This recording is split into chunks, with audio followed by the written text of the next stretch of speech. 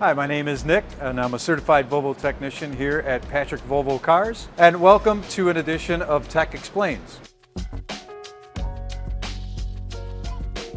Today, we're performing a diagnosis. So, working on cars isn't always the easy peasy that people think of, just changing oil or rotating tires.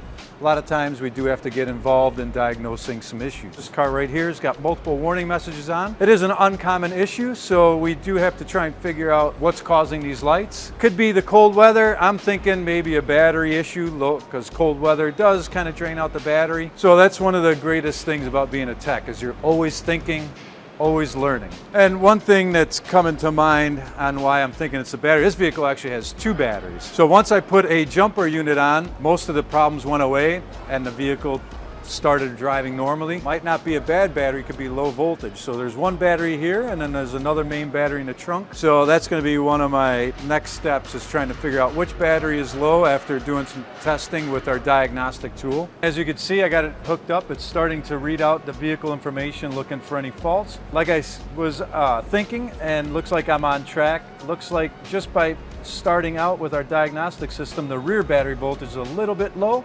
compared to the front battery. And after looking into a couple other things, I went into the control module communication, and I did see that the high voltage power controller is reading extended. Should be in default, and extended means that the module is alive but yet not completely awake. So what we call is a babbling node.